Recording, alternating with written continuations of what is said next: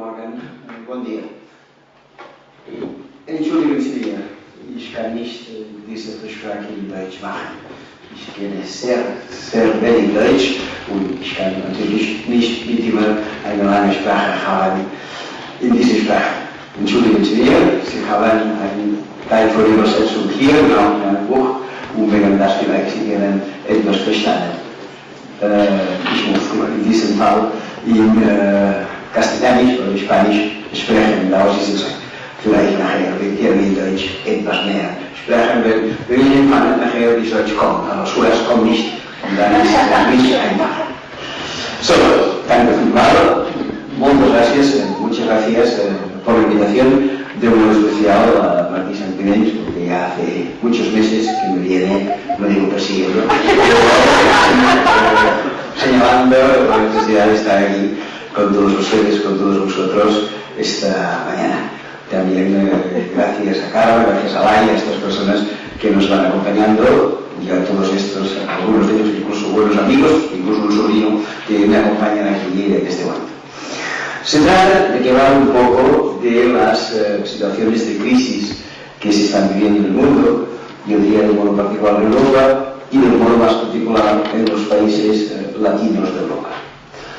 Lo primero que hay que decir es que esta crisis, aunque es realmente muy importante, no es ni de lejos la peor crisis que se vive en el mundo. Para empezar, hablaré de una primera crisis y para terminar de una última crisis, que creo que ambas son en importancia superiores a aquella que nos ocupa. ¿Cuál es la opinión de la Academia? Pues la crisis permanente que sufren los países del sur al no poder ver cubiertas las necesidades básicas de sus poblaciones. Cuando yo empecé por primera vez a poner los pies en una facultad de economía, no como profesor, sino como alumno, lo cual significa que me refiero más o menos a la prehistoria, se me dijo que la economía era aquella ciencia que intentaba administrar los recursos escasos que nos da la naturaleza para transformarlos debidamente y obtener bienes y servicios que fueran útiles para la cobertura de necesidades humanas. Fue la única definición que quedó grabada en mi memoria. La naturaleza nos ofrece bienes, se transforman y se obtienen productos que cubren necesidades. ¿Qué nos ofrece la naturaleza? Pues yo qué sé, árboles. ¿Qué hacemos con los árboles? Los cortamos. ¿Qué hacemos con estos árboles cortados? Una mesa. Y cubrimos la necesidad, que es la que nos ofrece como servicio el hacer una mesa. De acuerdo con este criterio, la economía mundial funciona muy mal. Porque la mayor parte de necesidades básicas de la población mundial están por cubrir. Empezando por la más importante de todas, que se llama la alimentación y el acceso al agua potable. Nunca como ahora ha habido en la humanidad tantas personas que sufrían hambre. Según los datos de Naciones Unidas, 840 millones de personas. Y la hambruna, aunque parezca paradójico, ha aumentado en un 50% desde que hemos empezado el siglo XXI. Sin embargo, la ONU nos dice que en el mundo vivimos 7.000 millones de personas y alimentos habría para hasta 10.000 millones. No se trata tanto de un problema de producción, se trata de un problema de distribución. Y por descontado, la solución a esta distribución no es mandar alimentos nuestros sobrantes a estos países. La solución, como me ha dicho el profesor, es que se produzcan in situ. Y para que esta producción in situ se pueda dar, la ONU ha hecho varias recomendaciones. Por ejemplo, en el mes de junio del año 2008, la ONU se reunió a través de su organización especializada en estos temas, que como bien sabemos se llama la FAO, la Organización Mundial de la Agricultura y de la Alimentación. ¿Y qué nos dijo la FAO? Que haría falta 50.000 millones de dólares cada año para poder producir todo lo que hiciera falta y disminuir drásticamente el hambre en el mundo. 50.000 millones que irían destinados a formación profesional agraria, a caminos rurales, a granjas, a maquinaria agraria, a bancos de pesca y a otras cosas por el estilo. La ONU pidió, todavía se puede ver en los archivos, de la FAO, en junio de 2008, una aportación colectiva de los países ricos del mundo, que totalizara 50.000 millones de dólares al año. ¿Qué respondieron los países ricos? Que no disponían de este dinero, que con mucho, podían aportar 8.000 millones para luchar contra el hambre. La ONU dijo que mejor es esto que nada, pero en cualquier caso no había ni para empezar. Esto se producía en junio de 2008. 3 meses después empezaba otra crisis, de la que hablaré a continuación. Es la crisis que nos afecta a buena parte de los países de Europa. ¿Cuándo empezaba esta crisis? En concreto empezaba el 15 de septiembre del año 2008.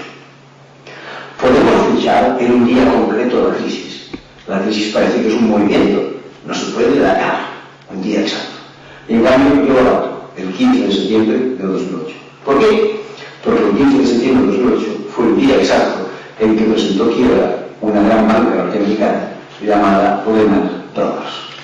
Su caída fue tan espectacular que arrastró a proveedores, a acreedores, a bancos filiales, a trabajadores, a clientes, a asesores, a todo lo que se quiera, y se consideró que esta caída era tan vertiginosa que lo que fuera simbólicamente significaba el primer día de la crisis. Por cierto, y entre paréntesis, este desastre de banca llamado Lehman Brothers tenía un director para España. El director para España se llamaba Luis de Quintos y es el actual ministro de Economía del gobierno español. Bien, a partir de ese momento los bancos empezaron a poder caer y los gobiernos tuvieron miedo de que los bancos cayeran en la misma mala suerte en que habían caído Lehman Brothers. ¿Y qué hicieron a partir de entonces? Empezaron a inyectar liquidez a la banca. Inyectar liquidez a la banca es una palabra mala para decir que les iban a dar dinero. ¿Cuánto dinero han dado a la banca los gobiernos occidentales desde aquel 15 de septiembre del 2008 hasta ahora? Esto es algo que he de controlar con una cierta fiabilidad, puesto que me obliga a hacerlo en dar clases de economía, y les puedo asegurar que en estos 4 años y medio transcurridos a la banca se le han dado, o bien se le han prestado, pero para el caso es lo mismo, porque no devuelven, se le han dado 4.600.000 millones de dólares. Como cuando hablamos de billones nos perdemos, les diré que esto significa un 4, un 6, 11 ceros detrás y dólares al final. Se le han dado 4.600.000 millones a la banca.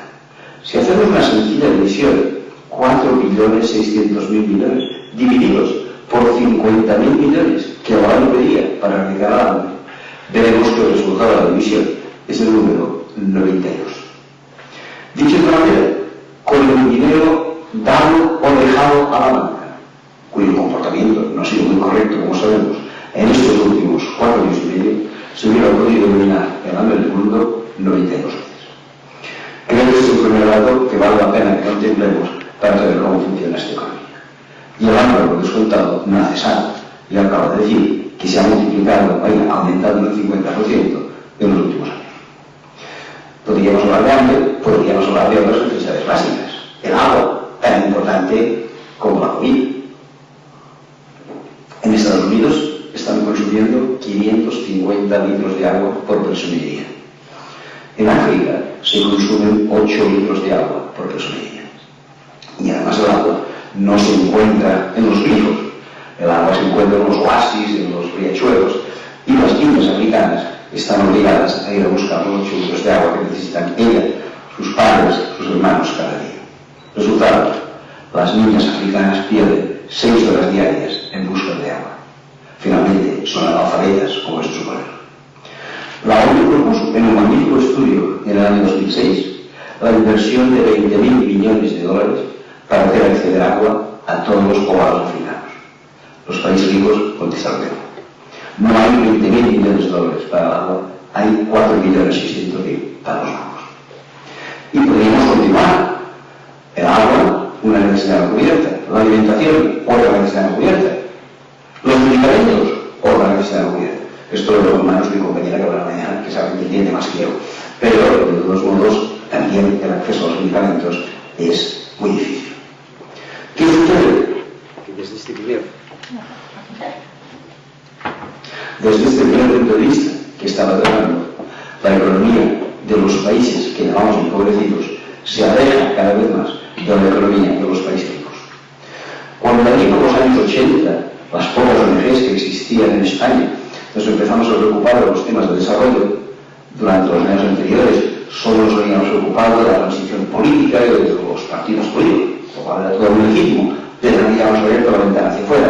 Cuando abrimos la ventana, después de una, entre comillas, transición, entre paréntesis, fallida a la democracia, resulta que nos dimos cuenta que había unas diferencias grandes entre el norte y el sur.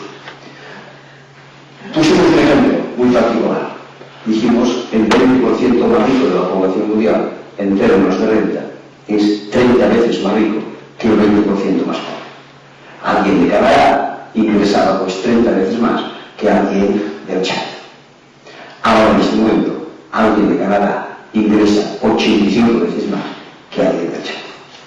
Esta es un poco la triste realidad de lo que está sucediendo en el mundo. Bien, es verdad que entre Canadá y el Chad estaba China, y estaba India, y estaba Chile, y están muchas cosas que deberíamos analizar. Pero si miramos los extremos, realmente se están quedando cada vez más. Esto es lo primero que quiero plantear. Hablaremos fundamentalmente de los momentos de crisis que vivimos en Europa, que es lo que nos corresponde en este momento. Pero no podemos olvidar esta primera crisis más grave y que martiriza mucho más gente que vamos.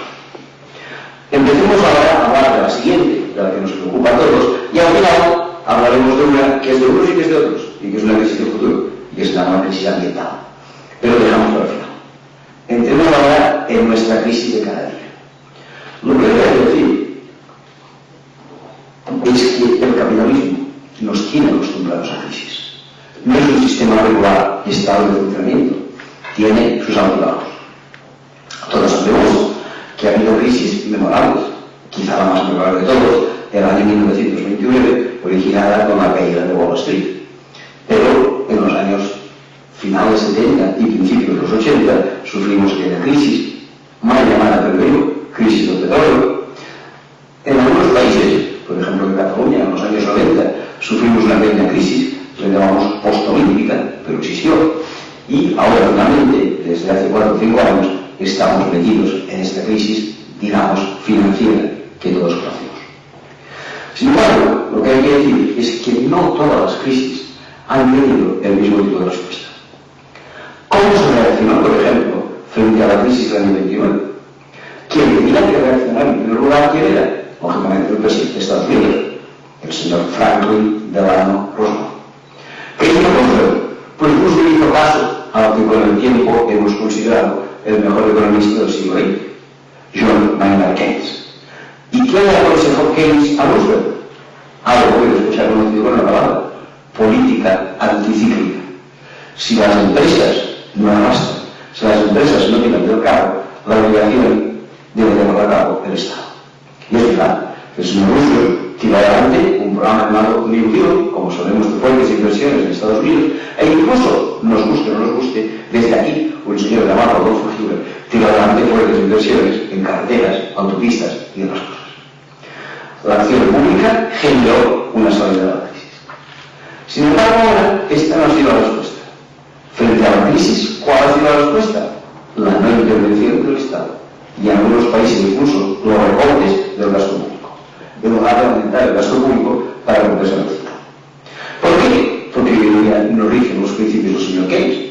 Como bien sabido, desde hace 30 años rigen los principios, los llamados principios del capitalismo neoliberal. Antes Jordi Vigent y ha hecho referencia a unos de sus analices, un tal Ronald Reagan y una señora que desapareció hace 3 semanas o un mes, la señora Margaret Thatcher, que fueron los principales pioneros de este sistema, que era el sistema preconizado por un personaje tremendo de economía norteamericano llamado Milton Friedman.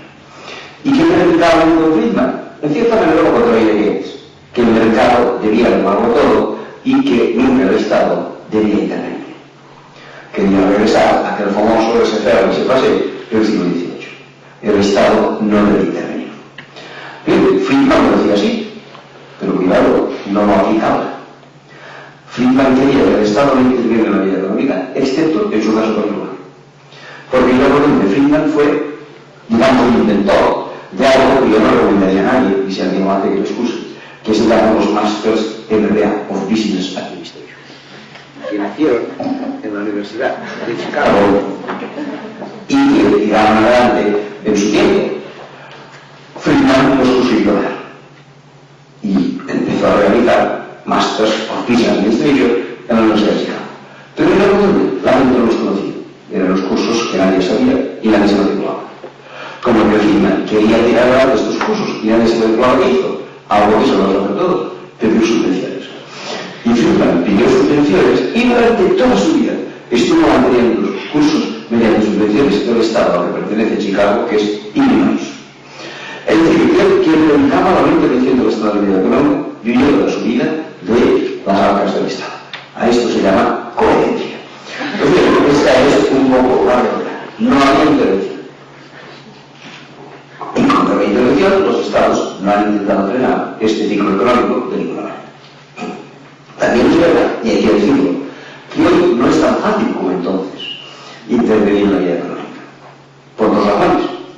Primero, porque hoy en día la economía se ha internacionalizado.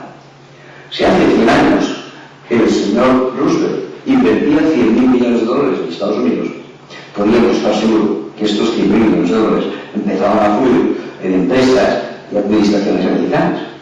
Si un tío Obama invierte $100.000 millones en Estados Unidos, igual estos $100.000 millones mañana por la mañana están en Chicago. Porque hoy en día la economía se ha internacionalizado de todas maneras. No es tan fácil como antes intervenir, primero por la internacionalización. Y segundo, ¿por qué? Porque hoy en día en esta economía ha empezado a dominar la especulación. Hemos abandonado la economía real para entrar en la economía financiera. Hoy en día los flujos financieros dominan muy mucho a los flujos de economía real.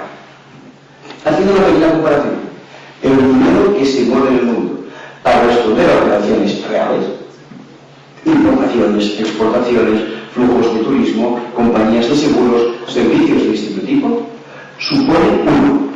Y el flujo de dinero que se mueve en el mundo para especular en la bolsa y en otros elementos supone 5. El movimiento de la economía financiera a nivel mundial es 50 veces mayor que el movimiento de la economía real. ¿Por qué? Porque este movimiento financiero ha crecido muchísimo gracias, entre otras cosas, a aquello que hemos llamado la especulación. Especulación hay de muchos tipos, pero fundamentalmente, por lo menos en mi país, hemos conocido 2 tipos. La especulación inmobiliaria y la especulación mobiliaria. La especulación sobre pisos, sobre viviendas, y la especulación sobre valores bursátiles. Empecemos por la especulación inmobiliaria. Seguramente, aquí en Alemania no lo habéis seguido de cerca, pero si tenéis noticias del Estado español sabéis que durante los años eufóricos 2005, 2006, 2007, incluso principios de 2008, la especulación inmobiliaria estaba en orden del día. La gente compraba pisos. ¿Los necesitaba? No, en absoluto, ya tenía su piso. Los compraba porque tenía la certeza de que a los 3 meses, 6 meses, 1 año, 2 años, se lo vendía e iba a obtener un 30, 40, 50% de beneficio. Y la verdad que se lo vendía, porque había una presión tan fuerte de demanda sobre pisos para especular que los pisos se iban vendiendo. Pero lógicamente, esto se movía sobre un mercado saturado. Llegó un momento en que los pisos no es que no se necesitaran, que ya no necesitaban antes, sino que ya no se vendieron más, porque la gente ya los compraba. Y los pisos empezaron a quedar vacíos. ¿Hasta cuántos? Por ahí funciona lo que seguramente conocéis como plataforma de afectados por la hipoteca. Y la plataforma de afectados por la hipoteca ha denunciado que en España, en este momento hay 3,5 millones de pisos vacíos. 3,5 millones de pisos vacíos. Pero cuidado, también los mismos compañeros de la plataforma de hipoteca nos han anunciado que en los últimos años se han producido 350.000 desahucios de personas que han sido sacadas de su vivienda por no pagar el alquiler o por no pagar la hipoteca. 350.000 desahucios a razón de 3 personas por familia desahuciada significa 1 millón de personas sin piso. Tenemos esta extrañísima paradoja: 3,5 millones de pisos vacíos y 1 millón de personas sin piso. Si volvemos al principio de la economía que predicaba antes, deberíamos coger 1 millón de pisos vacíos y dárselos a esta gente sin vivienda. No, los bancos no lo permiten. Esto desvalorizaría sus pisos e inclusive tampoco y tan solo quieren los ciudadanos. Ahora hemos empezado en Cataluña una campaña para que los bancos sigamos vendiendo por lo menos al que oigan precio social los pisos que tienen vacíos. mientras tanto estos pisos se quedan completamente. Y en la especulación inmobiliaria, exactamente lo mismo. Resulta que la gente empezó a comprar acciones con la intención de venderlas más caras. Pero al cabo de un cierto tiempo no las pudo vender más caras y se quedaron endeudados. Especular hoy en día es muy fácil. Es facilísimo. No hace falta que te vayas ni tan solo a la bolsa. Te levantas a las 8 de la mañana, te colocas en tu pantallita por internet, entras en la bolsa de Tokio. A las 8 de la mañana ya está abierta. Miras un poco cómo están los dólares en Tokio y tú, que entiendes el tema, ves en pantalla que hay un valor que cotiza a un precio que parece que te interesa y mandas una orden a tu agente en Tokio. Eso sí, has de tener un agente en Tokio. Y dices, haz el favor de comprarme acciones de esta empresa que creo que están cotizando a buen precio. Compras las acciones de esta empresa, te vas a dar una vueltecita. A las 8 de la tarde regresas a tu casa. Te vuelves a poner frente a la pantalla, vuelves a entrar. Ya no puedes entrar en Tokio porque están durmiendo, pero puedes entrar en Nueva York. Y entonces es que en Nueva York, aquella acción que has comprado a 1000 por la mañana, ahora cotiza a 1003 por la tarde. Y le mandas un correo a tu delegado en Nueva York y le dices, oye, véndete por favor por 1003 aquella acción que he comprado esta mañana por 1000 en Tokio. Y puedes ir y te dormir tranquilo. Ya has ganado tu jornada. Alguien dirá, hombre, no es ganar mucha jornada comprar por 1000 y vender por 1003. Claro que no. Si compras 100.000 acciones un poco, pero si compras y vendes 50.000, empieza a ser bastante. Especular es facilísimo. En segundo lugar, ¿qué sucede? Que hoy en día hay en el mundo una absoluta libertad de movimiento de capitales. Yo puedo tener, si quiero, toda mi fortuna en Tokio por la mañana y si quiero, puedo tener toda mi fortuna en Nueva York por la tarde. No hace falta que yo traslade físicamente mi fortuna, no, sencillamente yo mando un correo electrónico para que aquel dinero que tengo depositado en el banco X de Tokio pase al banco Y de Nueva York y mi dinero se ha movido. Antiguamente esto no era así. Si tú querías traspasar tu dinero, ya no digo de Tokio a Nueva York, de Barcelona a París, ¿qué tenías que hacer? Coger los billetes, doblados en dobladitos, ponerlos en un maletín y dirigirte hacia París. Y cuando llegabas a la frontera, la Guardia Civil te detenía por evasión de capitales. Hoy en día no. Hoy en día tú puedes trasladar tu dinero a cualquier parte del mundo. Por tanto, primero, información al instante. Segundo, libertad absoluta de movimiento de capitales. Y tercero, no hay ninguna autoridad, ninguna en el mundo, que se preocupe de frenar esta especulación financiera. Hace años se nos demostró que especular era peligroso. Incluso, cuando empezó la crisis, se creó un grupo ad hoc llamado G20, que lo que pretendía era perseguir la crisis. Me he leído con más o menos calma que ha hecho el G20 en sus 4 años y medio de creación. Una cosa sí que ha hecho, salvar a los bancos, pero nada más. En ningún momento ha querido frenar esta especulación. Y que conste que estábamos advertidos que esta economía mundial en manos de la especulación era peligrosa. ¿Y quién nos había advertido que la especulación era peligrosa? Pues aunque lo que les diré les parezca mentira, quien nos había advertido de que la especulación era peligrosa era el mayor especulador del mundo. Como que sabía a lo que se dedicaba, sabía cuál era el peligro. ¿Y quién es el mayor especulador del mundo? Pues un señor que nació en Hungría, que está afincado en Estados Unidos y que se llama Soros, George Soros. Este es hoy por hoy el mayor especulador del mundo. Eso sí, a título individual, porque a título colectivo el mayor especulador del mundo no se llama de nombre George y de apellido Soros, se llama de nombre Fondo y de apellido de Pensiones. Pues bien, estos son los mayores especuladores del mundo. ¿Y qué hizo el señor Soros? Pues el señor Soros nos advirtió que especular era peligroso. ¿Y cómo nos advirtió? Porque él sabía el peligro que tenía la especulación. Nos advirtió con un ejemplo que en 2 minutos les explico. En un momento determinado, del año 1992, hace por tanto 21 años, el señor Soros consideró que era un momento adecuado para especular. ¿Y qué hizo? Una operación que en términos taurinos que no me gustan, llamaríamos de acoso y derribo de la libra esterlina. ¿Qué hizo Soros en aquel momento? Dio a sus agentes repartidos por el mundo una orden: mañana acudir a la bolsa y adquirir todas las libras esterlinas que se hacen a la venta. Cada día en el mundo hay libras a la venta, cada día hay euros, cada día hay dólares, cada día hay un señor británico que ha ido a pasar sus vacaciones en Mallorca y por tanto cada día hay libras que se venden. ¿Qué hizo Soros? Comprar todas las libras que se estén vendiendo. Al segundo día, ¿qué dijo Soros? Comprar todas las libras que se estén vendiendo. Y al tercer día que dijo Soros, comprar todas las libras que se estén metiendo. Y al cuarto día que dijo, lo mismo. Y el quinto, igual. Y el sexto, idem. Y el séptimo, nada, porque era domingo. El octavo, lo mismo. El noveno, igual. Al cabo de 10 días, el señor Soros había comprado una enorme cantidad de libras esterlinas. Vosotros diréis, debía ser muy rico el señor Soros. Lo es, pero pidió un crédito para comprar eso. Muy bien, compró estas libras. Cuando ya las tuvo todas, se las guardó unos cuantos días. Al cabo de unos cuantos días, le cambió el chip y dio a sus agentes una orden inversa. Mañana, acudir a la bolsa e intentar vender de golpe todas las libras que hemos comprado en los días anteriores. El día que el señor Soros da la orden de vender todas las libras, se produce un altibajo en la bolsa, porque él está haciendo libras acumuladas de 10 días y solo hay compra de libras más o menos la que equivalen a la compra de cada día, que es igual. ¿Qué se da? Sobre la oferta de libras frente a la demanda. Todos, por mínimas nociones de economía, sabemos que cuando la oferta es muy grande, la demanda es muy pequeña, el valor baja. ¿Qué le sucede a la libra? Baja. Aquellos que son propietarios de libras no saben de qué va la historia del señor Soros, pero leen el periódico que la libra ha bajado, cogen miedo. Dicen, cuidado, antes de que baje más, venderemos nuestras libras. También ponen sus libras a la venta y lo consiguen, que bajen todavía más.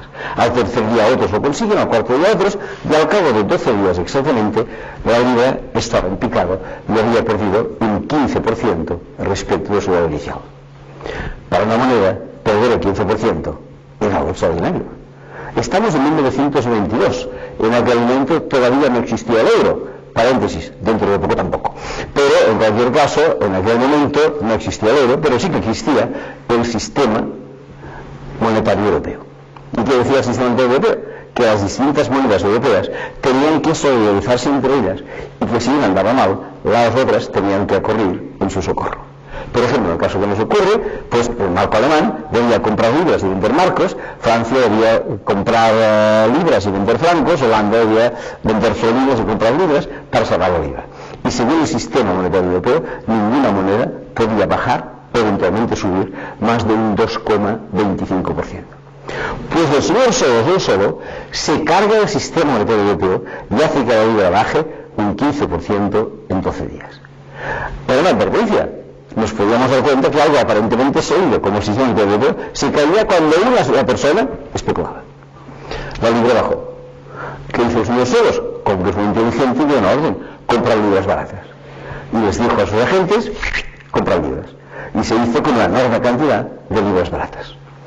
A partir de un cierto momento el señor Soros se cansó y dejó de actuar. Como que dejaba de actuar y ya no presionaba más encima de la libra se fue recuperando paulatinamente. Porque no había ninguna razón objetiva por la que la libra hubiera tenido que bajar. A veces en el mundo monetario hay razones para que las monedas bajen. Por ejemplo, la más importante, la conocemos todas, se llama inflación. Si un país tiene mucha inflación y el país vecino no tiene inflación, la moneda con inflación va a perder su valor. Pero en Gran Bretaña no había inflación, estaba controlada. Si la moneda caía, no era por inflación, era porque Soros la molestaba. A la que Soros deja de molestar, pues nada, la libra se recupera y paulatinamente va encontrando su punto inicial. Cuando la libra se ha recuperado y vuelve a estar arriba, Soros hace su última reflexión: parece que las libras que hemos comprado baratitas vienen muy caras, no las venderemos. Y entonces dice a sus agentes: intentar vender todas las libras que hemos comprado, no las vendamos de golpe, porque haríamos bajar otra vez, pero paulatinamente iros desprendiendo de ellas y sacaremos la rentabilidad ofrecida. El señor Soros es muy paciente, tardará medio año. Al cabo de medio año se habrá vendido todas las libras que había comprado, eso sí, las habrá vendido 15% más caras de como las había comprado. Resultado: en esta operación el señor Soros ganó $1.000 millones. No hace falta que les diga que quedó satisfecho. No tan solo quedó satisfecho, sino que se permitió al mismo tiempo escribir un libro reflexionando sobre la operación que había llevado a cabo. ¿Y qué dice en este libro? Algo bien interesante. Este tipo de operaciones especulativas, las que me dedico, dice Soros, son completamente inmorales y deben estar prohibidas por la ley. Pero como no hay nadie que me lo prohíba, lo voy a seguir practicando una temporadilla más. De esto hace 21 años y la temporadilla continúa. Nadie, absolutamente nadie, ha tenido que intervenir para frenar estas operaciones especulativas. O mejor dicho, sí, una una persona quiso intervenir, sin éxito, pero quiso intervenir. Se trata de un premio Nobel de Economía, ya fallecido, llamado Tobin, James Tobin, un norteamericano. Este norteamericano, en una conversación obviamente imaginaria con el señor Soros, le decía: mire, señor Soros, yo no sé si lo que usted hace es inmoral o no es inmoral. Tampoco sé si debería prohibirse o no debería prohibirse, pero algo sí que sé: debería pagar impuestos. De manera que cada vez que usted venda en plan especulativo, pagará una tasa moderada de 1 por 1000 sobre el total de la operación, pero usted pagará algo. Y le aseguro, dijo Tobin, que así se le pasarán pronto las ganas. ¿Qué pasa? Hombre, que si tú has de pagar un 1 por 1000, según dice Tobin, a la compra y otro 1 por 1000 a la venta, la operación especulativa pierde interés. Que he dicho antes, que compras un Tokio por 1000 y vendes una York por 1003, pero si te quedan 1 por 1000 a la entrada y 1 por 1000 a la salida, ya la operación ya no es interesante. Tobin calculó que con esta base, 1 por 1000 a la compra y 1 por 1000 a la venta, en operaciones que él llamó a corto plazo, y para Tobin operaciones de corto plazo significaba compra y venta en menos de 3 días de diferencia, esto reduciría, según Tobin, la especulación a la mitad en el mundo. Pero si hubiera la oportunidad, ¿y qué haría la otra mitad? Pagaría el 1 por 1000. ¿Qué se recaudaría con este 1 por 1000 de la otra mitad? 200.000 millones de dólares al año, 4 veces más de lo que la ONU pide para aplicar el hambre en el mundo. Parece que la tasa de una buena propuesta: reducir la especulación a la mitad y generar con ellos recursos para 4 veces luchar contra el hambre. A esto, el honor de este señor se pasó a llamar tasa Tobin. Pues bien, el Parlamento francés, el Parlamento belga, el Parlamento de Canadá han votado si querían o no aplicar la tasa Tobin. Los 3 han votado que no. Las presiones de los especuladores frente a los diputados para que votaran que no. Cosa curiosa, hace un año el Parlamento Europeo votó que sí a la tasa Tobin. ¿Buena noticia? No, porque aunque lo vote el Parlamento Europeo, la Unión Europea no tiene facultades para aplicarla. Esto corresponde a cada país, no corresponde a la Unión Europea en general, con lo cual a esto se llama que va bien sin pagar. En cambio, lo que sí que sucedió hace un cierto tiempo fue otra cosa distinta: que el que entonces era primer ministro de la Gran Bretaña, el antecesor de Cameron, un señor llamado Gordon Brown, hizo un discurso y dijo: yo procuraré que la Gran Bretaña sea el primer país en aplicar la tasa Tobin. Quizá porque Gordon Brown recordaba aquel fiasco de la libra de 20 años antes. Lo propuso. La misma tarde, exactamente la misma tarde, que Gordon Brown daba esta noticia por televisión, salía volando, en el sentido material de la palabra, volando, de Washington a Londres, el ministro de Economía del señor Barack Obama, un tal Timothy Geithner, con una orden estricta: impedir que Gordon Brown aplicara la tasa Tobin. ¿Qué argumento daba Timothy Geithner? Que esto perjudicaría a la economía norteamericana. No es verdad. Esto perjudicaría a los especuladores norteamericanos, que no es exactamente lo mismo que la economía norteamericana. ¿Qué pasa? Que mira por dónde el señor Timothy Geithner, ministro del señor Barack Obama, antes de ser ministro de Obama, era especulador y por tanto quería aplicar los principios para su beneficio. Un periódico que tengo por serio, de los más serios del mundo, llamado Le Monde, no hace mucho tiempo explicaba la vida y milagros de los 7 últimos ministros de Economía, a quienes les llaman secretarios del Tesoro, de los 7 últimos presidentes de Estados Unidos durante los últimos 42 años. De los 7 ministros, en 5 casos el ministro, en 2 casos lo que llaman allí el subsecretario, el segundo de orden, los 7 antes de ser ministros o subsecretarios en Estados Unidos del Tesoro, los 7 eran especuladores financieros. Y los 7 eran especuladores financieros que trabajaban para una sola banca, llamada Goldman Sachs, una de las bancas más perversas del mundo, con crímenes financieros en todos los países, castigada y multada por la especulación que ha hecho por los malos consejos. Los 7 ministros de Economía trabajaban para esta banca. Pero aquí no se acaba la historia. Ustedes sabrán que en Grecia, el mes de diciembre del año 2011, el primer ministro Papandreou dijo que valía la pena hacer un referéndum en Grecia para saber si los griegos querían pagar la fuerte deuda que tenían. Dijo Papandreou: al fin y al cabo, Grecia es la cuna de la democracia, practiquémosla. Cuando dieron la palabra democracia y la palabra cuna, 2 personas sufrieron un ataque de ellos, una llamada Sarkozy y la otra llamada Merkel, y que dijeron que esto no podía ser. ¿Cómo iban a hacer un referéndum? De ninguna manera. Dieron un golpe de Estado, no militar, pero sí financiero, en Grecia, depusieron al señor Papandreou como primer ministro y colocaron como nuevo primer ministro a un personaje llamado Lucas Papadimos. ¿De dónde sacaron al señor Lucas Papadimos? Era el director en Grecia de la banca Goldman Sachs. Pero cuidado, tampoco se ha perdido la historia. En un país vecino llamado Italia existía un primer ministro que la verdad es que no nos gustaba mucho, pero menos a mí me gustaba, se llamaba Silvio Berlusconi, y de golpe de brazo nos dimos cuenta que lo habían sacado. Mira qué bien. Pero no fue por eso que la enfermedad, porque en lugar de Silvio Berlusconi pusieron a un tal Mario Monti, que fue presidente hasta hace 3 semanas. ¿Qué había hecho Mario Monti? 8 años trabajando en esta banca delictiva llamada Goldman Sachs. Pero cuidado, tampoco se ha acabado la historia. Si alguien quisiera pedir un crédito, cosa que hoy en día es muy difícil, ¿quién fijaría el tipo de interés? El Banco Central Europeo. ¿Quién dirige el Banco Central Europeo? Un señor llamado Mario Draghi. Miren si debe ser peligroso este señor Mario Draghi, que visitó Barcelona ahora hace justo un año, y la Generalitat, con miedo de que el señor le hiciera algún desliz, le puso 800 Mossos de Escuadra vigilándolo durante los 3 días que estuvo en la ciudad, para que el hombre quedara bien vigilado. Pues bien, este Mario Draghi que era el director en Italia de la banca Goldman Sachs. Perdonen lo que les diré, que nadie se ofenda, pero estoy obligado a decirlo. Yo no sé qué pasa a nivel local, ni tampoco a nivel regional, y si mucho me apuran a nivel estatal. Pero a nivel internacional, las finanzas están gobernadas por delincuentes, ni más ni menos que por perfectos delincuentes. Tengámoslo en la cabeza y así funcionan las cosas. ¿Y qué pasa? Pues sencillamente que la especulación no terminó. Y como que la especulación no terminó, la especulación fue hinchando aquello que se viene a llamar la burbuja especulativa. ¿Y qué pasa cuando la burbuja se hincha? Lo sabemos todos, que rompe. Y en un momento determinado la burbuja especulativa se rompió. ¿Cuándo se rompió? En el año 2007. ¿Dónde se rompió? En Estados Unidos. ¿Cómo le llamamos a esta explosión? Hipotecas subprime.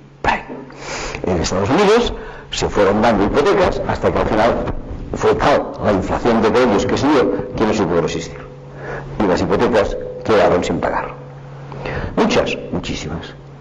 ¿Por qué? Porque se habían dado las hipotecas por un valor muy superior al piso que respondía a estas hipotecas.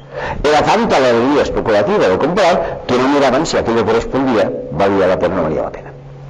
En España esto se hacía bastante. Tú comprabas una vivienda, valía 100.000 euros, ibas al banco, pedías 100.000 euros y te daban 120. Ah, pues mira, qué bien.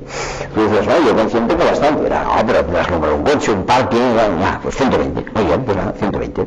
Entrabas en el banco, pedías 100, salías del banco, contentísimo con 120. Contentísimo hasta el primer mes, porque al segundo mes caía la letra y se terminaba la broma. Muy bien.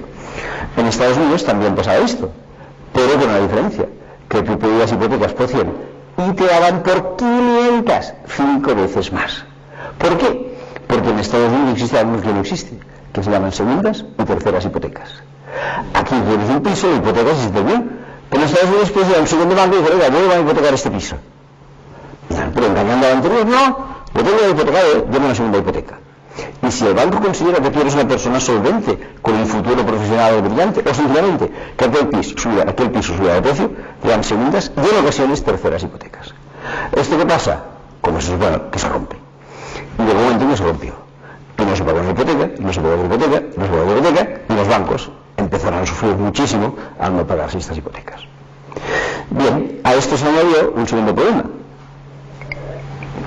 Como ustedes saben, los bancos suelen tener para su seguridad lo que se llama una cartera de valores. Todos los bancos tienen entre sus activos acciones de empresas, pues si alguna vez hay necesidad urgente, se las venden y hacen dinero. Pero también ustedes saben que la bolsa es psicológicamente muy sensible. Ya que la bolsa vio que las acciones bajaban de precio, que las hipotecas no se devolvían, las acciones empezaron a bajar de precio.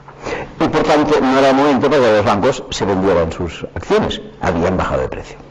Primer problema de los bancos, no cobraban las hipotecas. Segundo problema de los bancos, no podían vender sus acciones de reserva. Tercer problema de los bancos, los llamados fondos soberanos. ¿Qué son los fondos soberanos? Los fondos soberanos son los dineros que están en manos de los 11 o 12 países más ricos del mundo. No más ricos en términos de grandes stocks de riqueza, minerales, no. Países más ricos del mundo porque son los que tienen más reserva de divisas. ¿Y quiénes son los países del mundo que tienen más reserva de divisas? Dos tipos de países. Uno, los llamados países del petróleo. Piensen ustedes que en los 2 años previos al principio de la crisis, si la crisis empezó, como he dicho, en el 2008, los 2 años previos significan 2006 y 2007 hasta el 2008, el precio del petróleo en el mercado mundial pasó de 60 a 160 dólares el barril. Si tú eres Kuwait, vendes petróleo, lo vendes normalmente por 60 y durante 2 años lo vendes por 160, harás unos ahorros extraordinarios. Los países de petróleo hicieron ahorros extraordinarios. ¿Y quién más hizo ahorros extraordinarios? Una serie de países que no son del petróleo, pero que son países que exportan mucho e importan poco y por tanto hacen mucha reserva. Los conocemos: Alemania, Japón, China. ¿Y qué hacen estos países con grandes reservas, sea Kuwait o sea Alemania? ¿Las guardan en el cajón? No, porque no rinden. Las prestan. ¿Las prestan a quién? A quien se lo pide. ¿Quién se lo pide? Estos países endeudados hasta el final. Y estos fondos soberanos fueron solicitados sobre todo por la banca americana, por la banca irlandesa, por la banca británica y por la banca española. ¿Cómo concedieron estos fondos soberanos los créditos? A un plazo de devolución de 5 o 6 años. ¿Qué hizo, por ejemplo, la banca española con estos créditos que decidió para devolver a 5 o 6 años? Concedió hipotecas a 30 y 35 años. Es evidente que esto no funcionara. Si vas a devolver un crédito a los 5 años, ¿cómo vas a pasar una hipoteca a 25 años? Imposible. ¿Qué pasó? Que no se pudieron devolver. Y llegó un momento en que los bancos se encontraron, primero, que no cobraban las hipotecas; segundo, que no podían vender su cartera de valores; tercero, que no podían devolver los fondos soberanos. ¿Qué hicieron los bancos? Llamaron a la puerta. ¿A la puerta de quién? De los gobiernos, pidiéndoles auxilio. ¿Y los gobiernos respondieron? Claro que respondieron los gobiernos, ya he dicho antes, 4.600.000 millones de dólares. Y en el caso español, 250.000 millones de euros que se dieron a la banca. La banca respiró a fondo y dijo: bueno, ahora ya hemos quitado el problema de encima, podemos tirar adelante. Pero hemos aprendido una lección. ¿Qué lección hemos aprendido? Que no podemos dar crédito con la facilidad y alegría con que dábamos antes. Y a partir de ese momento, ¿qué hizo la banca?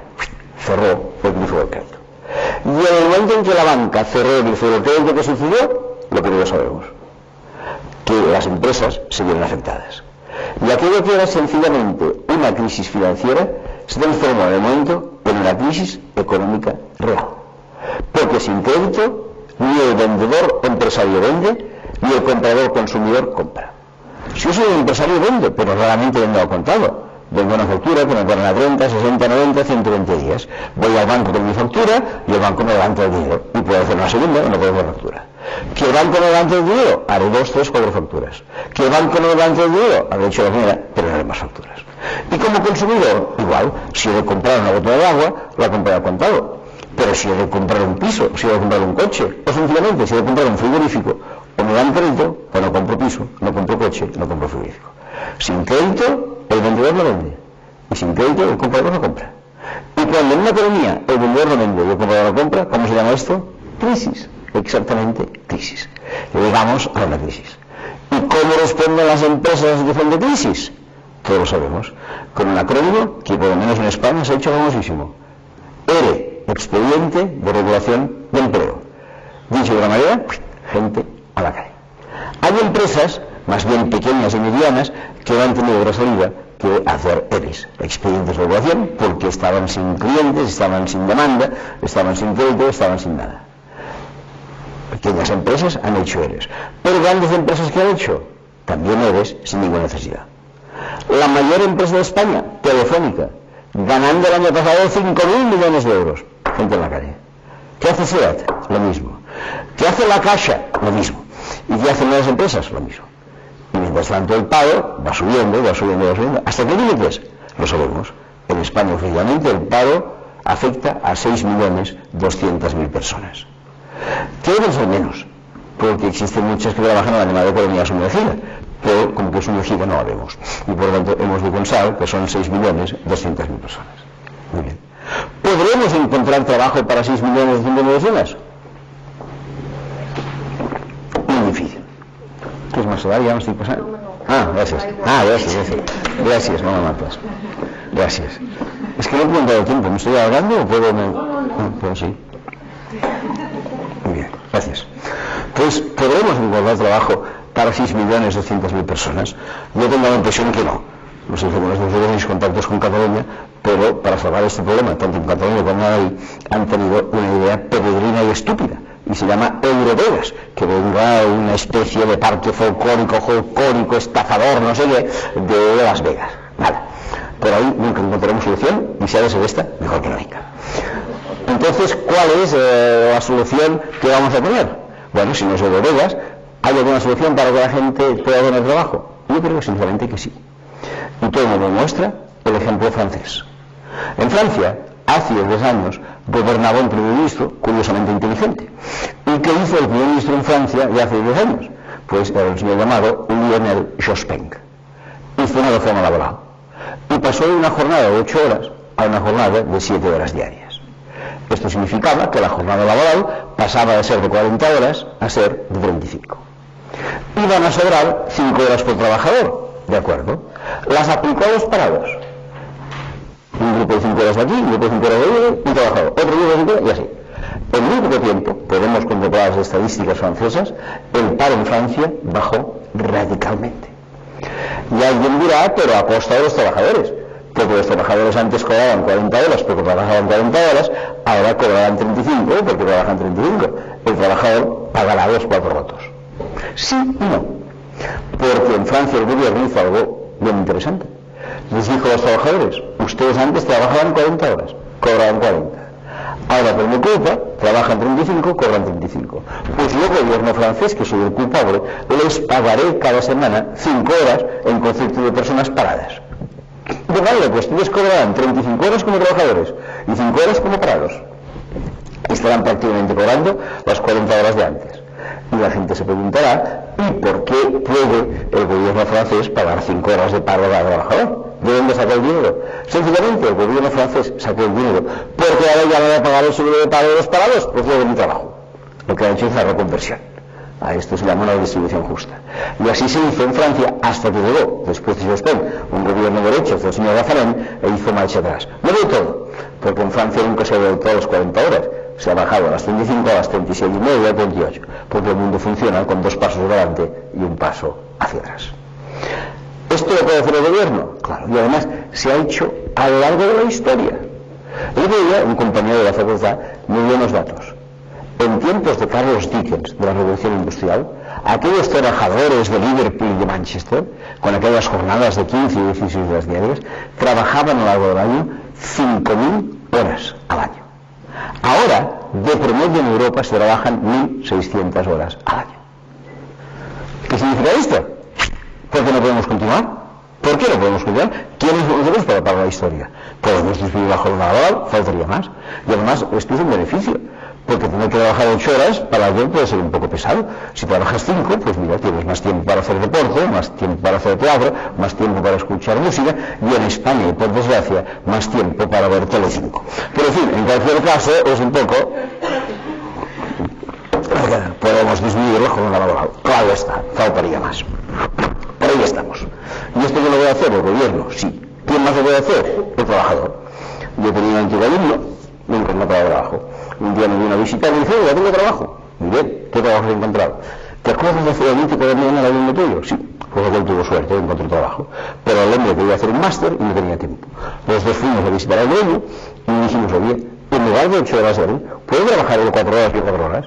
El dueño, curiosamente, dijo sí, siempre dice que no, pero en este caso yo sí, y por tanto ahora trabajamos los 2 4 horas. ¿Por qué no?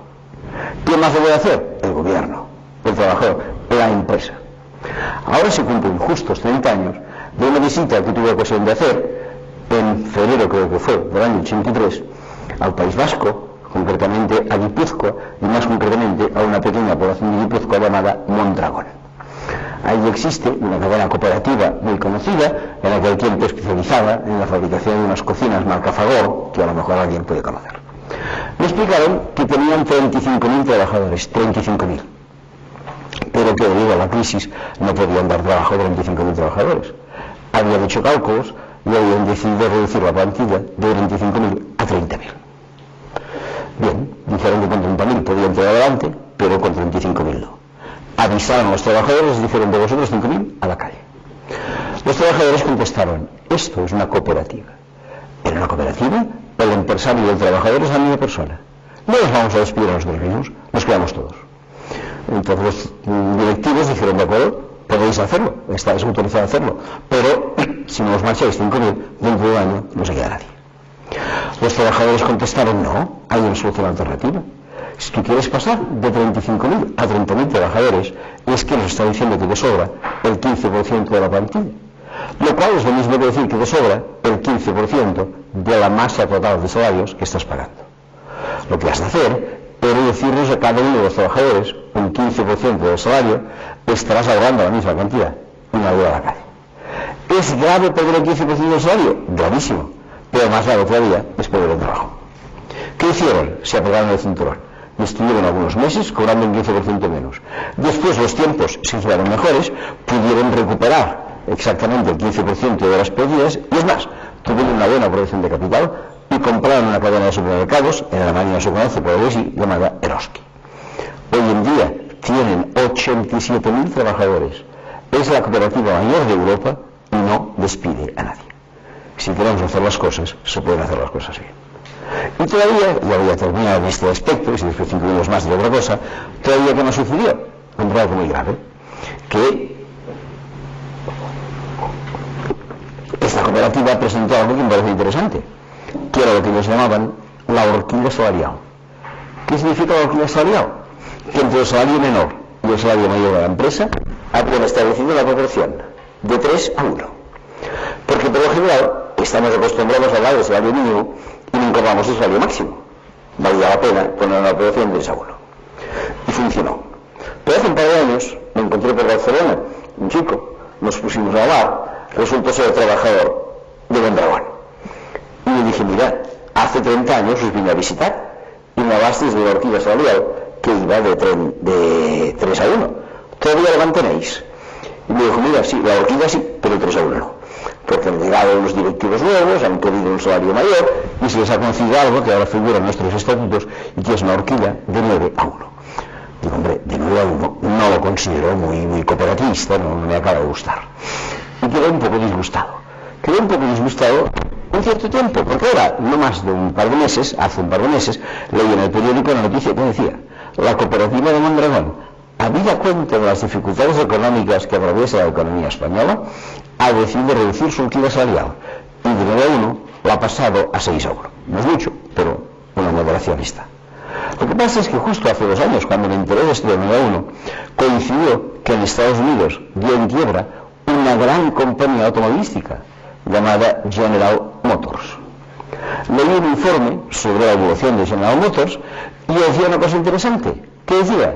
Que en General Motors también tenían una horquilla salarial, que no iba de 1 a 3, ni 1 a 6, ni de 9, iba de 1 a 750. Me pareció extraordinario. Mira por dónde, 1 a 750. Me pregunté si en España había alguna empresa que funcionara de 1 a 750, no la encontré, pero encontré uno que no estaba nada mal. Es de 1 a 600. Y esta empresa se llama Banco de Bilbao Vizcaya Argentaria.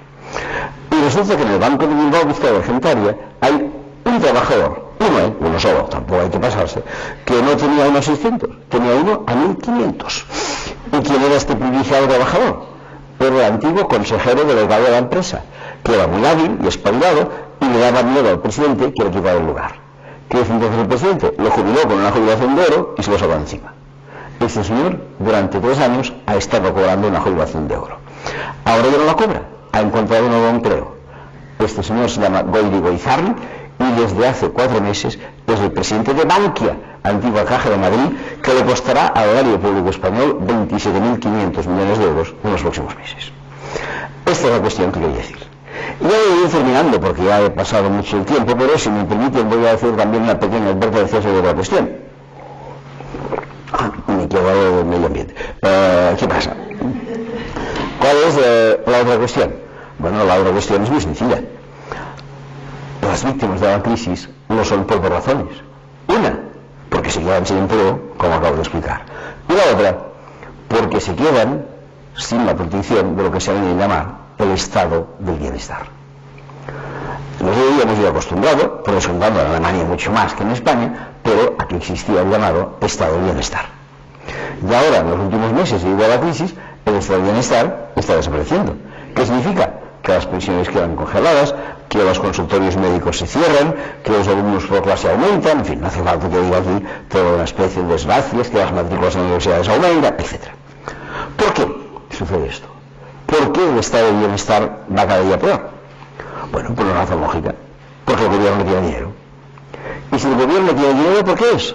Por dos razones, o porque ingresa poco, o porque gasta mucho. Esto es elemental. ¿Le pasa, por lo menos en el caso que conozco del gobierno español, que ingresa poco? Sí. ¿Le pasa que gasta mucho? También. ¿Por qué ingresa poco? Bueno, en primer lugar, por varias razones. Porque hay un tema en el que no voy a andar porque nos llevaría mucho rato, pero si hay cuestiones algo de él, porque España se ha escrito algo que no se debería haber creado nunca, que se llama euro. Y en el momento en que España se de euro, ha perdido política monetaria, el gobierno ya no se puede financiar, porque el Banco Central Europeo nace como Banco de España, que no financia a los gobiernos, y hay poco dinero. Y cuando el gobierno necesita dinero, no puede acudir como acudía antes al Banco de España de dinero. Solo puede acudir a la banca privada. La banca privada recibe del Banco Central Europeo créditos al 1%, y se los deja al gobierno al 6 o 7%. A esto se llama robo a mano armada. Esto es lo que están haciendo los bancos con los gobiernos de los países miembros del euro. No hay dinero porque estamos en el euro. No hay dinero porque ya, esto es más directamente vinculado a España, existe un enorme fraude fiscal. En España, los inspectores de Hacienda hicieron hace pocos meses un estudio sobre el fraude fiscal y lo evaluaron en 93.000 millones de euros al año. Para que se hagan una idea, en España, pagar todas las pensiones, la pensión de jubilación, la de larga enfermedad, la de viudedad, la de orfandad, la pensión no contributiva, al gobierno español le supone cada año pagar 115.000 millones de euros. Si el gobierno español recaudara el fraude fiscal, tendríamos 115.000 más 93.000 más. Podríamos subir las pensiones en un 80%. ¿Pero qué se tendría que hacer? Perseguir el fraude fiscal. Y para perseguir el fraude fiscal, ¿qué hay que hacer? Saber quiénes son los fraudulentos. ¿Y quiénes son los fraudulentos? Según los inspectores de Hacienda, 4 grupos de personas. Primero, los ciudadanos. Un poco fraudulentos somos, un poco, en Alemania menos, pero allí un poco fraudulentos lo somos. El día que el dentista no nos hace una factura, el día que hacemos una clase particular y no la declaramos, el día que viene el fontanero a arreglarnos el grifo y no le pagamos el IVA, etc. Hacemos pequeños fraudes fiscales, pero los hacemos. Los inspectores de Hacienda dicen, ustedes, el pueblo llano, 25% de fraude fiscal. De acuerdo. Pero ¿quién comete el otro 75% de fraude fiscal? Según los inspectores, 3 grupos de gente: grandes bancos, grandes empresas, grandes fortunas. Grandes bancos, en España, empezando por los bancos más fraudulentos del país, el Santander y el Bilbao. Los dos han tenido que reconocer que tienen dinero escondido en paraísos fiscales. El Santander en 15 paraísos fiscales, el Bilbao en 13 paraísos fiscales. ¿Quién más comete fraude? Las grandes empresas internacionales. Y estos también actúan en Alemania. Según recientes informes, 3 empresas bien conocidas también actúan en Alemania y defraudan el 90% de los impuestos que deben pagar. Primera, Google. Segunda, Amazon. Tercera, Samsung. 3 empresas que acaban de aparecer en los periódicos. Hay más, pero estas son las 3. Por tanto, ¿qué debemos hacer? Eliminar el fraude fiscal. ¿Qué más deberíamos hacer para mantener el estado de bienestar? Y ya voy terminando. Bueno, 2 cosas más. Una, no sé si alguien lo ha visto en mi currículum, llevo 40 años trabajando en los movimientos por la paz. Y siempre me ha parecido fuera de lugar el gasto militar. No entiendo, por ejemplo, como en este momento España, que no tiene ninguna amenaza a la vista por parte de nadie, puede gastar diariamente 52 millones de euros preparando la guerra. 52. Y a veces de maneras sin sentido. Y es un caso que afecta a Alemania y afecta a España. Uno de los gastos más absurdos que estamos cometiendo en el gasto militar es la construcción conjunta de un avión de combate europeo. Un avión de combate en el que participa Alemania, Gran Bretaña, Italia y España. Hace unos años, un señor que en Alemania conocéis bien, llamado Schröder, hizo un discurso y dijo: yo procuraré que Alemania se desvincule de este proyecto de avión de combate. Y lo procuraré por 2 razones. Primero, porque es un avión carísimo. Y segundo, porque es un avión que fue diseñado para atacar a la Unión Soviética, que ya no existe. No hace falta que lo construyamos. Muy bien. Al cabo de un cierto tiempo, el señor Schroeder tuvo que reconocer que él quería hacer marcha atrás en este proyecto, pero añadió: ni banqueros, ni industriales, ni militares me lo han permitido hacer. Oiga, ¿quién gobierna en Alemania? ¿El señor Schroeder, supuestamente elegido por el pueblo, o los banqueros, los industriales y los militares? No hace falta que diga quién gobierna en Alemania, en España y en muchos otros países. Esta es la realidad. Y en España, financiar este avión de combate nos cuesta 1.300 millones de euros al año. Este año el gobierno español no ha subido las pensiones. Ha dejado a los jubilados con la misma pensión de siempre. ¿Qué ahorrará este año el gobierno español no ha subido las pensiones? 1.300 millones de euros, que los invertirá en la construcción del avión de combate. Pero ustedes en Alemania pagan más. Y España paga menos. Italia paga un poco más, pero Inglaterra paga bastante más. España, con sus 1.300 millones de euros, tan solo paga el 13% del costo del avión. El 87% lo pagamos en otros países. Y como que solo pagamos el 13% del costo del avión, solo construimos el 13% del avión. En concreto, de este avión España solo construye la cola y el ala izquierda. Si tenemos en cuenta que Italia construye el ala derecha, podemos preguntarnos razonablemente si el avión se la está o no se va. Y la respuesta obviamente es que no, porque cuando nos mandaron el avión se estrelló al día siguiente. Por ahí no podemos ir de ninguna manera. ¿Y qué más hay que hacer? Y ahora sí que voy a terminar de verdad. Pues hay que hacer otras cosas. Por ejemplo, ingresar más, no gastar en gasto militar y finalmente no rescatar a los bancos. En Islandia lo han hecho muy bien, no han rescatado a los bancos, ustedes lo saben. Y cuando los acreedores, que eran bancos holandeses, bancos británicos y algunos bancos alemanes, le dijeron al gobierno de Islandia que rescatara a sus bancos porque si no ellos no cobrarían, ¿qué dijo el gobierno de Islandia? Eso. Entonces ellos se enfadaron y recurrieron, los bancos alemanes, holandeses y británicos recurrieron a la autoridad superior de Islandia. Islandia, como sabemos, no es de la Unión Europea, pero Islandia es de la EFTA. Entonces recurrieron al Tribunal Económico de la EFTA y le dijeron, oiga, que Islandia no paga. Y ahora hace unos 3 meses el Tribunal Económico de la EFTA ha sentenciado. ¿Y qué ha dicho? Que Islandia ha hecho muy bien en no salvar a los bancos. Los bancos son un negocio privado y en el capitalismo puedes ganar o puedes perder. Es riesgo. Han ganado, muy bien. Han perdido, mala suerte. Claro que los bancos, para salvarse, dicen que ellos no piden dinero del Estado para salvarse ellos, sino para salvar a sus clientes. No sé cuál es la cuestión en Alemania, lo ignoro, pero en España los clientes están salvados. Porque el Banco de España garantiza a todos los clientes de los bancos que, suponiendo que su banco esté mal y de quiebra, y creo que en Alemania pasa lo mismo, el Banco de España garantiza hasta los primeros 100.000 euros que uno tenga en el banco. Hasta 100.000 euros, pasa en Alemania, no sabéis. Va. En España, hasta los primeros, no es que en Alemania los bancos no quiebran, pero ahí si quiebran, están hasta 100.000 euros que tengas en cuenta corriente. Alguien dirá, hombre, ¿y si tengo más de 100.000 euros? Mira, si tienes más de 100.000, si tienes muchos, eso entraba, pero siempre puedes poner 100.000 en un banco, 100.000 en un segundo banco, 100.000 en un tercer banco, y automáticamente tienes protegidos 300.000. No hay que salvar a los bancos. Hay que salvar a los clientes, pero hay que salvar a los bancos. Y los estamos salvando constantemente. Lo he dicho antes, en España 250.000 millones de euros para salvar a los bancos, que equivale a 2 años y medio del pago de pensiones. Por tanto, mantener el estado de bienestar se puede hacer. Penúltima cosa, la última de medio ambiente. Penúltima cosa, ¿para esto hay una respuesta? Claro. Igual que para el tema del empleo hay una respuesta, y lo he dicho muy clara, que se llama repartir el trabajo, también en este caso hay una respuesta. Para hacer frente a estos problemas bancarios y financieros, la respuesta es doble, y se llama banca pública y banca ética. Banca pública, naturalmente, si todo el dinero que hemos destinado a los bancos hubiéramos creado con ello un banco del Estado, hoy en día las empresas y las personas tendrían financiación que en ese momento no tienen. Y en cambio hemos salvado con dinero público a los bancos y lo hemos salvado por un euro simbólico a los grandes bancos que han subsistido. No. ¿Y qué hay que hacer finalmente? Pues hay que hacer banca ética.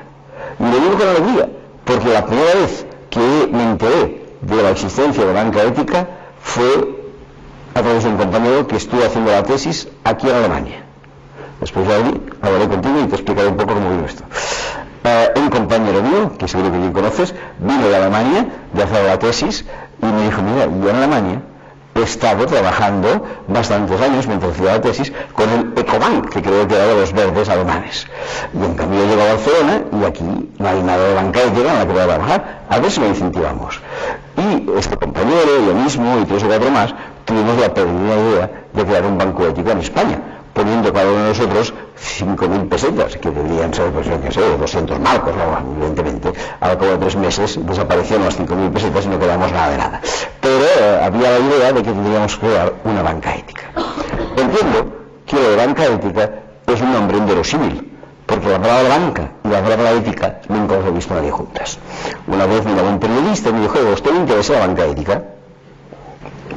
Dijo, sí, creo que es algo de futuro. Dice, pero usted se da cuenta que banca ética es un oxímoron. Digo, mire, perdone, pero esta palabra no la he oído en mi vida. Como no digo qué significa oxímoron, no podemos hacer nada. Y este hombre muy amable dijo siempre, oxímoron es aquella palabra que utilizan los filólogos para referirse a una expresión de 2 palabras en que la primera desmiente a la segunda y la segunda desmiente a la primera. Porque es obvio, cuando yo pronuncio la palabra banca, estoy desmintiendo la palabra ética. Y cuando pronuncio la palabra ética, estoy desmintiendo la palabra banca. Me gustó la idea de oxímoron, tanto me gustó que me prometí a mí mismo hacerme una colección de oxímorones. Abrí una libretita, antes con los compañeros dábamos mi colección, abrí una libretita y la primera vez que puse que fue banca ética. Pero claro, una colección ha de tener más de una pieza. Me pregunté qué otra pieza puedo poner en mi colección. Tuve suerte. Salí a la calle, pasaba una furgoneta y la furgoneta decía carpintería metálica. Digo, bueno, pues o será carpintería o será metálica. ¿Qué le vamos a hacer? Total, que ya tenía banca ética y carpintería metálica. Bien. En algunos días estamos en plena guerra de Irak y escuché las noticias por la radio y por la radio dijeron que esta población, obviamente iraquí, ha caído fuego amigo. Digo, bueno, oxímoron. Banca ética, fuego amigo, carpintería metálica. Me encuentro con un compañero y me dice, gracias, mira, colección de oxímorones. Dice, ya lo veo. ¿Le has puesto aquel oxímoron, el más popular de todos, que hizo famoso un cómico norteamericano llamado Groucho Marx? Digo, ¿y qué dijo Groucho Marx? Dice, hombre, dijo inteligencia militar. Digo, bien, eso me parece razonablemente bueno. Y no hace mucho tiempo me explicaron que en Barcelona se estaba creando una nueva ONG. Y pregunté, ¿y cómo se llamará esta nueva ONG? Y me contestaron, Aduaneros Sin Fronteras, que también es una cuestión bastante razonable. Bien, independientemente de la broma, lo que es evidente es que hoy tenemos ya en Alemania y tenemos en España bancos que nos garantizan el buen uso de nuestro dinero, la no especulación, la no vinculación con la guerra, cosas que hemos de empezar a trabajar para que estas cosas cambien. Esto sería para mí la última parte referida a la crisis. Y permitidme, porque lo prometí que es muy tarde, que lo voy a pasar 5 minutos de ello, que hable, he dicho, una primera crisis alimentaria en el tercer mundo, una crisis a la que me he dedicado mucho rato, que es la nuestra, y finalmente una crisis de futuro, pero hay que tener en cuenta que es la crisis ambiental. Yo creo que ustedes saben más que yo y me sabrán no haber podido escuchar todo lo que he dicho. No sé si alguna heterodoxia, pero voy a decirlo. La Segunda Guerra Mundial terminó en 1945. Hasta 1960, ¿qué hicimos? Reconstrucción.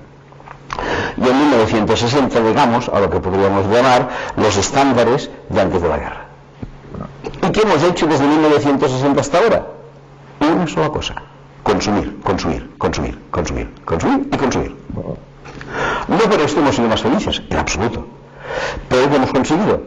Comernos el 70% de las reservas de petróleo que tenía el planeta, acumulados durante miles de años. Nos lo hemos comido en 50 o 60 años. Tenemos petróleo aproximadamente para 40 años. Dentro de 40 años yo obviamente no estaré, pero vosotros sí. ¿Podréis ir en coche? Sí, podéis ir en coche.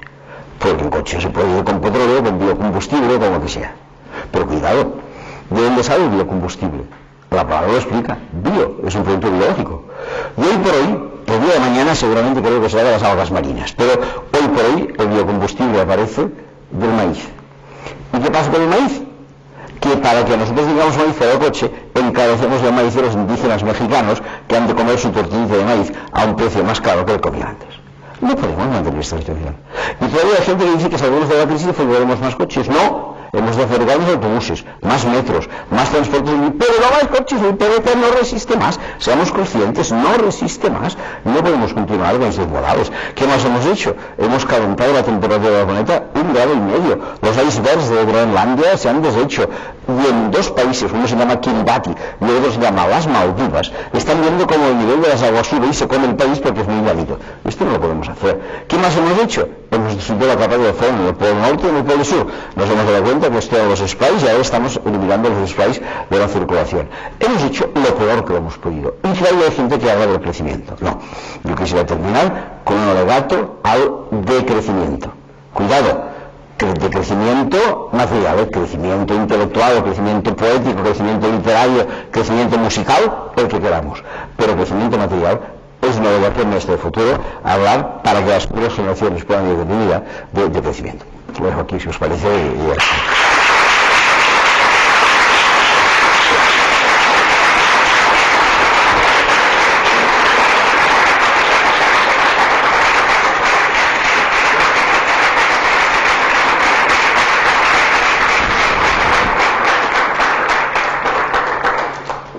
Vielen Dank, Herr Kari.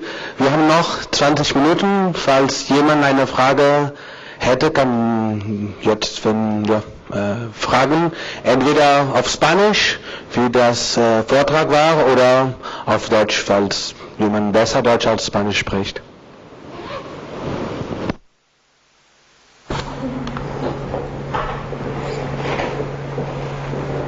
Gracias. En Cataluña pues muchas veces siento pues esta queja, ¿no? Esta M del euro, si, que bien con la peseta habríamos podido devaluar y seremos más competitivos, más baratos en el mercado mundial, etcétera. Pero me pregunto, la introducción del euro también era una posibilidad de prestarse dinero barato. Porque el euro, los españoles en esta época, cuando se introdujo el euro, pues tenían el crédito más barato. Con este dinero no se habría podido hacer algo más. Más que pisos. No, es verdad. El euro es, como en cualquier tema económico, algo que exige un balance. A mí me explicaron en la facultad que en economía siempre se tenía que hacer el análisis coste-beneficio. Que en cada cosa hay su coste y cada cosa tiene también su beneficio. El euro no es intrínsecamente malo, pero hay análisis coste-beneficio que hacer. Has dicho algo muy importante. En el momento en que entramos en el euro, perdimos la capacidad de tener política monetaria propia. Yo tenía un profesor, quizá algunos de vosotros lo hayáis por lo menos oído nombrar, era el decano y después fue rector de mi universidad, un economista llamado Fabián Estapé, que murió hace ahora un año, y que siempre decía lo mismo. Bueno, decía 2 cosas. Una, a título de anécdota, pues lo diré, que le preguntaron, no era muy clarividente, y le preguntaron hace ya 20 años quién gobierna en Cataluña.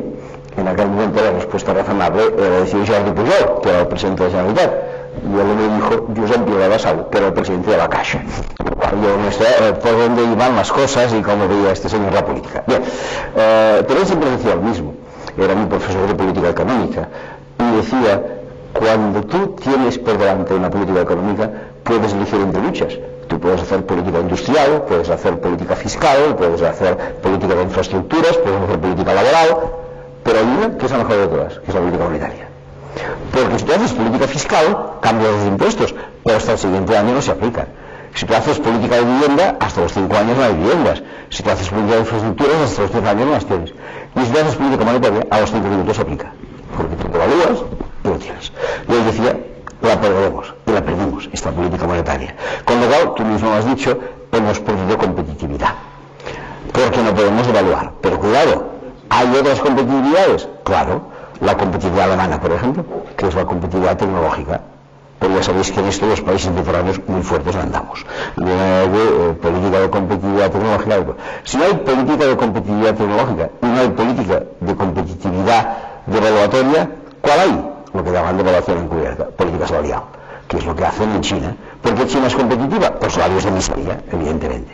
Con lo cual, ¿qué ha sucedido? Algo muy importante. A los economistas les gusta mucho aquello que se llaman los quesitos, aquello de circular en quesitos.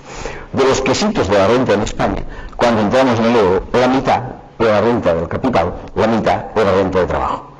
Ahora en este punto, 3/4 partes es renta de capital, 1/4 parte es renta de trabajo. El poder adquisitivo de los ciudadanos asalariados, no de los otros, ha perdido mucho en ese tiempo.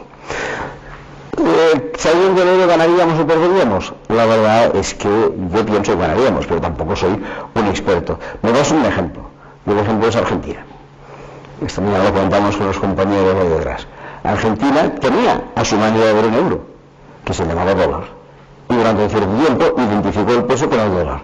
¿Qué sucedió? Que los ricos argentinos, al ver que un peso valía lo mismo que el dólar, cambiaron los pesos de dólares y en camiones, físicamente en camiones, se deslocaron hacia Panamá, porque daban una vuelta de cabo y daban pacificado. Por cierto, y entre paréntesis, ya que es una jornada de hermandad entre la Generalitat y Alemania, vale la pena saber que la empresa que fugó todo el capital de Argentina hacia Panamá, una empresa de transportes por camión, era una empresa catalana que se llamaba Juncadella.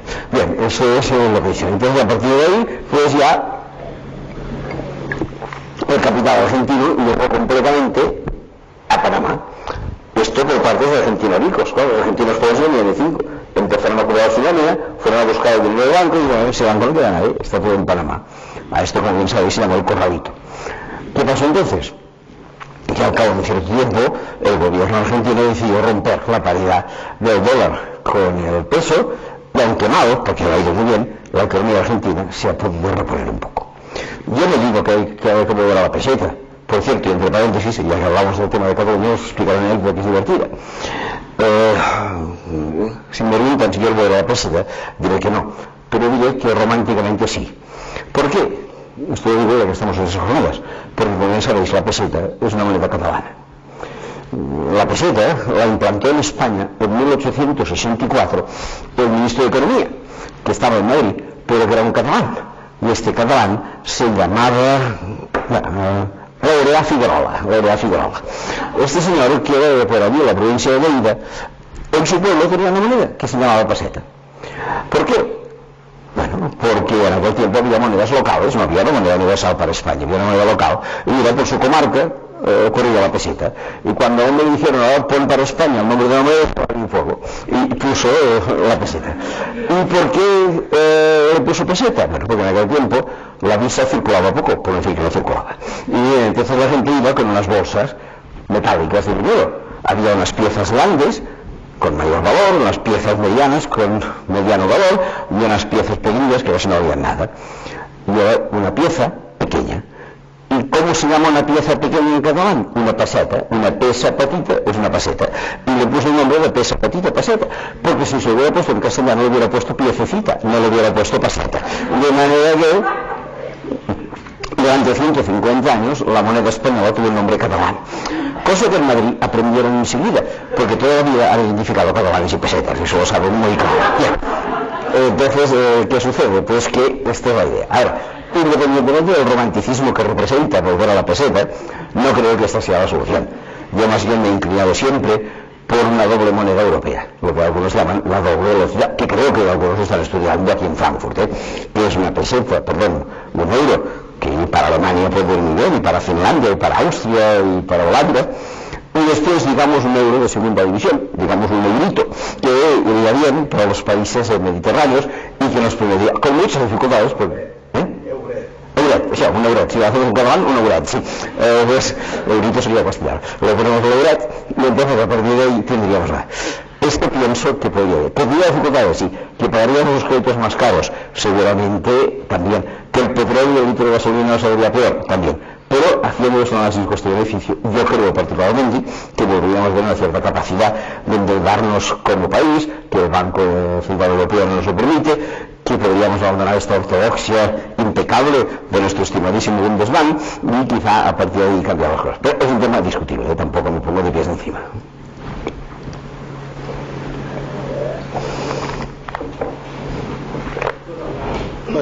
Sin micrófono, sí. No has explicado a todos cuál es la causa de la a qué se debe la enfermedad que hay en casa, a gestión comunal. Sí, estoy de acuerdo. Yo estoy metido en cooperativas que tratan ese tema. Que no se ha explicado muy bien. No se ha explicado, pero tienes toda la razón y me gusta que lo digas ahora para ponerlo encima de la mesa. Estoy de acuerdo en que hay que cambiar este sistema económico. Mira, si doy algún ejemplo, y no sé si es un mérito mío o no, yo trabajo en la Universidad Autónoma de Barcelona, y llevo más de 20 y pico de años dando clases allí, pero desde hace 22 y 23 años me he negado a dar clases en la Facultad de Economía. Me he negado. Como que la universidad es generosa, me ponen comunicación, me ponen políticas, me ponen derechos, me voy paseando por allí y me paga el sueldo. Pero no me obliga a estar en la economía. ¿Por qué? Porque dices, hace 20 años me negué a explicar la reproducción del sistema económico en la facultad. Por lo que hacen las facultades económicas, en mi universidad en casi todas, es repetir un modelo económico. Y cuando dicen que hay que hacer una empresa, te dicen ganar dinero. Y cuando dicen que hay que hacer un país, dicen crecimiento económico. Y ni ganar dinero ni crecimiento económico no son objetivos de ninguna empresa. Es otro oxímoron, sí. Esto sería consumo bio, ¿no? ¿Consumo? Consumo biológico, consumo bio. Aquí es que... Bio, bueno, consumo biológico depende, hasta un cierto punto, sí. Bueno, depende del tipo de gallina que pone huevos, ya un poco. No, pero tienes razón, debería insistir más en ello.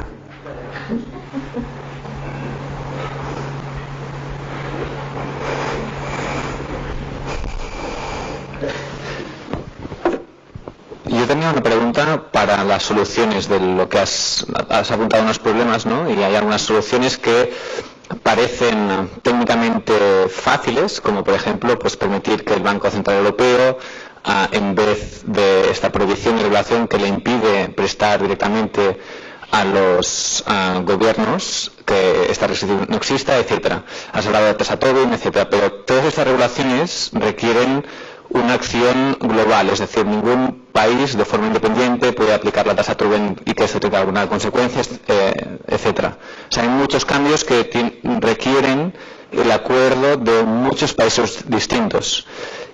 Esto es una vía. Otra vía sería la de un poco aislarse del mundo, o sea, tener unas regulaciones más sociales, si tú quieres, pero para poder vivir tendrías que entonces poner aranceles, o de otra forma tendrías competencia desleal fuera de tus fronteras.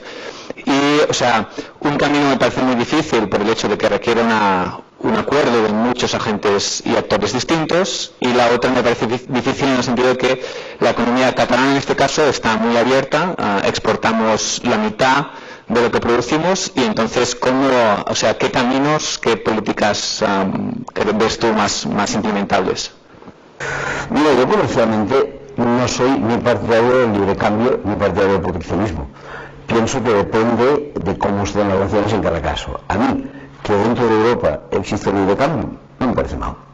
Me parece mal porque entiendo que hay unos ciertos, no digo iguales, pero parecidos niveles de desarrollo, y que pues, ahora que existe el libre cambio pues entre Estados Unidos y América Latina, me parece desacertado, porque unos tienen unas condiciones muy distintas de los otros, y tenemos derecho, los países, nosotros no, los que están en América Latina, países de desarrollo, tienen derecho a poner sus aranceles.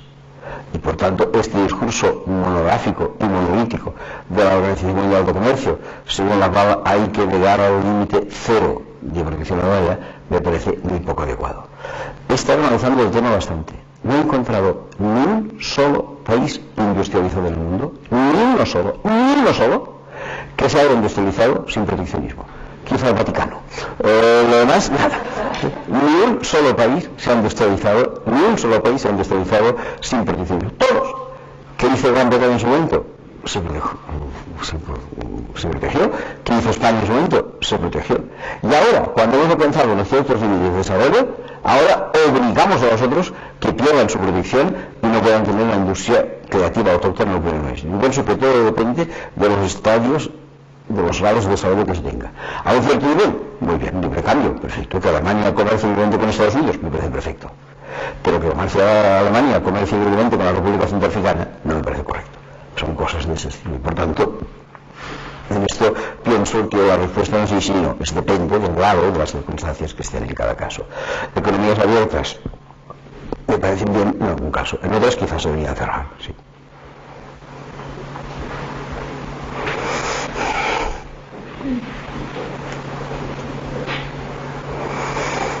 Yo tengo dos preguntas. Una en relación a lo que has explicado sobre los depósitos bancarios, la protección hasta 100.000 euros. Pues hemos visto que durante la crisis ocurrida en Chipre se estuvo tambaleando si sí, si no, ciertos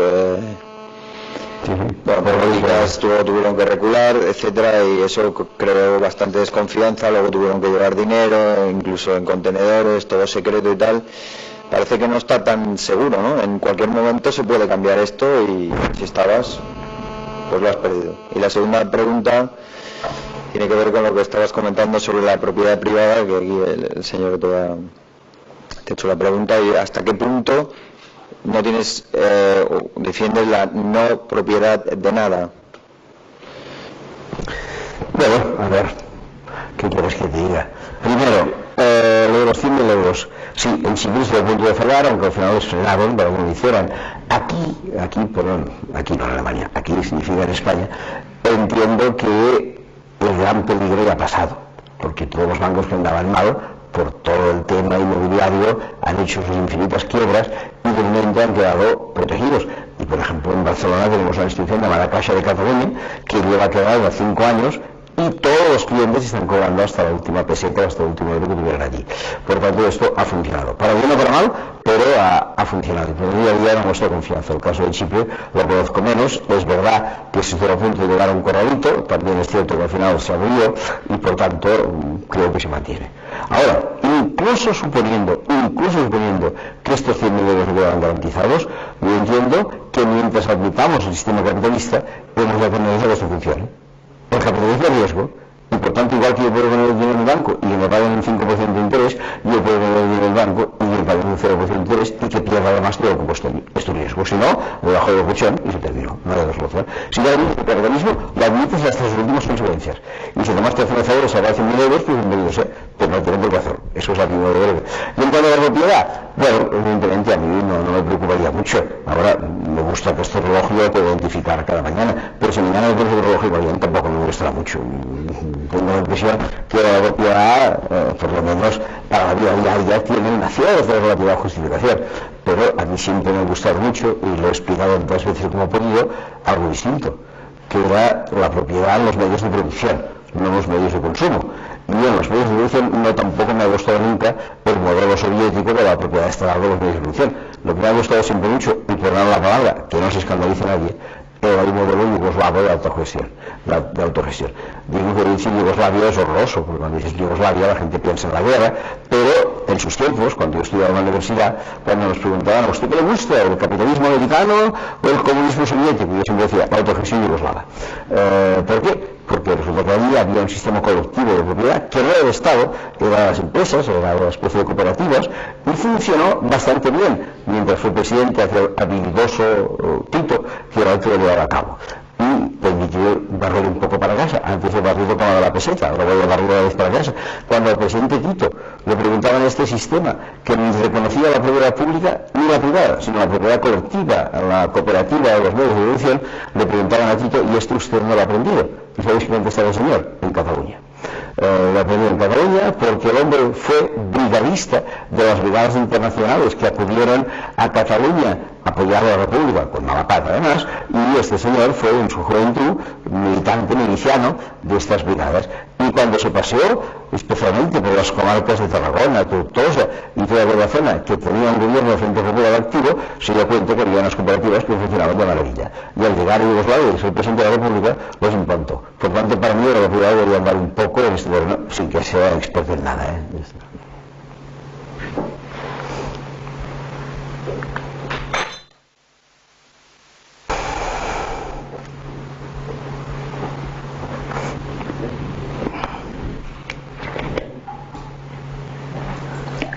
Wir lassen schon das Vortrag hier. Heute Abend oder nachmittags gegen 16 Uhr gibt es noch einen Vortrag mit Herr Klaus-Jürgen Nagel. Seid ihr alle herzlich eingeladen.